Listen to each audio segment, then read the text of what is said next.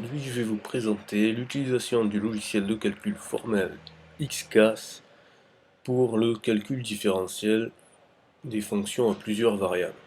Donc la dérivation des fonctions à plusieurs variables. Alors je vais prendre une fonction à trois variables. Donc une fonction f de x, y, z de R3 à valeur dans R3.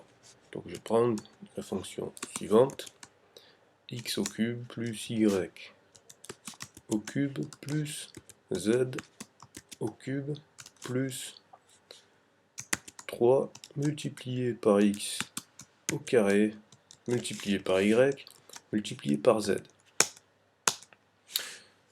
Voilà, comme ceci est son expression simplifiée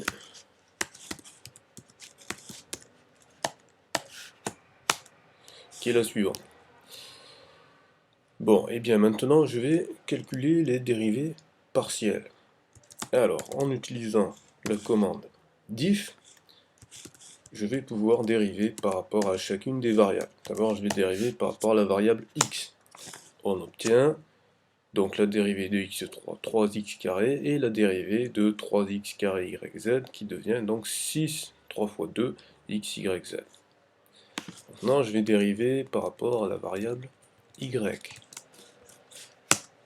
Et bien, j'obtiens la dérivée par rapport à la variable y. Donc la dérivée de dx faudra 0, puisque on dérive par rapport à y. Donc ici, il reste 3x carré z, et ici, 3y carré. Et maintenant, je dérive par rapport à la variable z. Et de la même manière, ici j'obtiens 3x carré y, et ici 3z2. Maintenant, si je veux obtenir le gradient, c'est-à-dire le vecteur dont les composantes sont les différentes dérivées partielles que l'on vient de calculer, on peut le faire en un coup, en tapant la commande donc diff, et en prenant comme deuxième argument, cette fois, un triplet. Le triplet x, y, z. Et là, on obtient le vecteur constitué des différentes dérivées partielles, c'est-à-dire le gradient. Maintenant, si on veut dériver à l'ordre 2, eh bien, si on veut dériver à l'ordre 2, il faut indiquer après la variable de dérivation, donc par exemple ici je vais dériver par rapport à la variable x, avec le symbole $, le nombre de dérivations que l'on souhaite faire. Donc ici par exemple je veux dériver à l'ordre 2. Donc on voit que c'est la même chose que de dériver une nouvelle fois la fonction dérivée première. En effet, si je dérive cette fonction-là par rapport à la variable x, j'obtiens bien 6x, et ici, j'obtiens bien 6yz. Et on peut faire évidemment la même chose avec chacune des variables.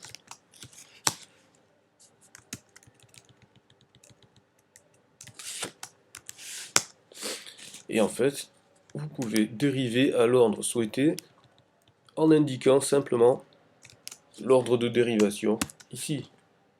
Donc si je dérive par rapport à la variable z à l'ordre 3, j'obtiendrai 6. Voilà. Vous savez maintenant dériver les fonctions à plusieurs variables.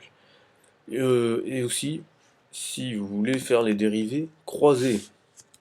Donc c'est-à-dire, par exemple, dériver par rapport à x, puis par rapport à y.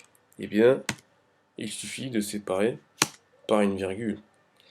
Et on peut également faire des dérivées croisées aux ordres supérieurs, c'est-à-dire je peux dériver à l'ordre 1 pour x et à l'ordre 2 pour y.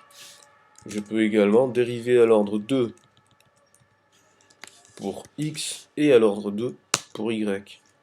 Et ainsi de suite. Vous savez comment fonctionne l'opérateur de dérivation des fonctions à plusieurs variables avec XCAS.